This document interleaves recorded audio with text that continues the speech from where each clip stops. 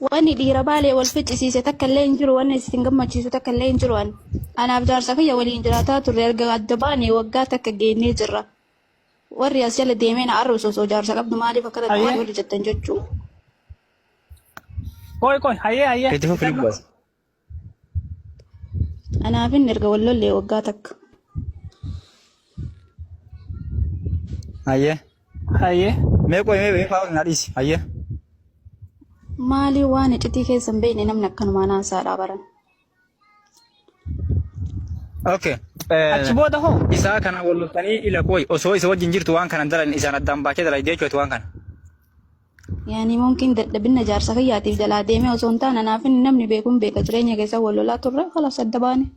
Waggaa tokko jechuun anaafin adda baane. Dubbiin kun egaa taa'ame immoo baatii 3 baramma.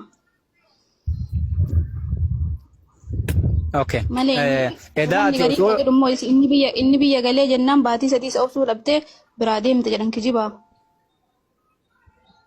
Okay, koy lubbu koy ati waan feetee balleessu si faana jira koy. Ila kasin jedhu edaa ati osoo inni si maddi jiru osoo hin ta'in erga isaan gargar baatee waan kana akkana dalay jechuudha dogongortee jechuudha.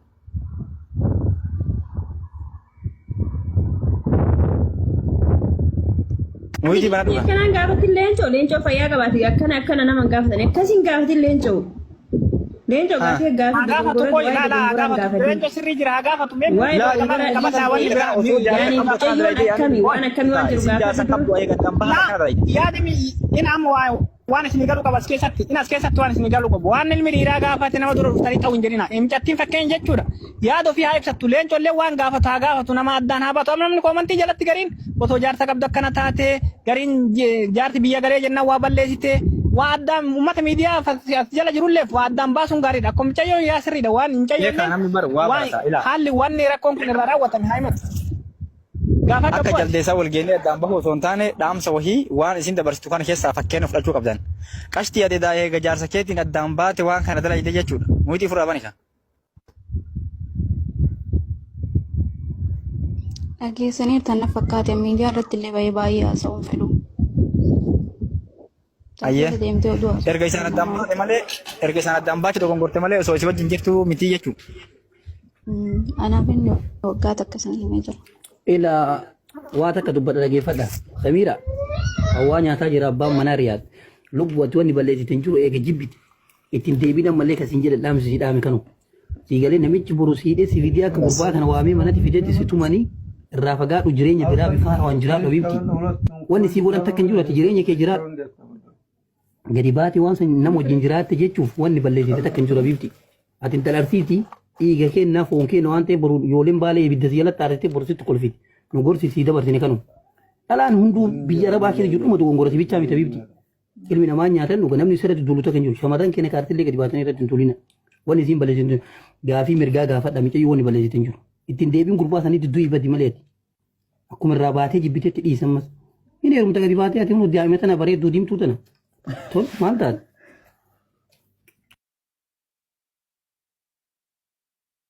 Kiyyaa yoo akkana jettu gurraatti maal wanni hin jettu ree nama fakkeenya jechuudha. Ina micayyoo atillee na Samiira amma namni barbadii sirra kaayaa jiru tokkomtuu hin jiru ati waan sirra ga'e waggaa tokko barbaadde waggaa lama taate akkaataa itti addaan baatan akkaataa itti rakkoon kun sirra ga'e ummanni garan taane maqaasi xureessaa jira garan taane maqaasi balleessaa jirallee barbaaddu ninni nikaasi irraa qabaatee mana tokko keessa wajjaa jiraattanii barbaaddu jireenya keessa wajjoofadha waggaa heddullee addaan tura amma haalli namni itti fudhatuu fi haalli ati meemuti irratti qaba haalli namni itti si fudhataa jiruu fi haalli ati fakkeenya jechuudha rakkoon kun itti sirra ga'e akka biraati kanumaa ummata addaan baasitii waan jiru addaan barsiisaniin alatti immootu rakkoon biraa akka sirra hin geenyedha nullee si jajjabeessaa jirra malee waan biraatiif himati waan kana gaarii dalaydee fi miti beeki waan sii galuu qabu nu amma fakkeenya jechuudha wanni kuni dogongorallee haa taatu dogongorummaa illee haa taatu amma booda dogongora hin taanetti dogongora biraatitti akka hin deebine dogongora biraatitti akka hin deebine jechuun kiyya gurbaa sanitti deebitee yookaan jaartummallee haa taatu yookaan nama birallee sitti erganii haa taatu. السلام عليكم ورحمة الله وبركاته. وعليكم السلام ورحمة الله وبركاته. جيرتو كموندي كيسانو فيا. Nagar.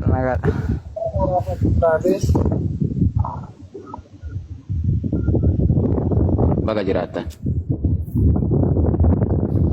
baga jiraan walumaa gala bahu.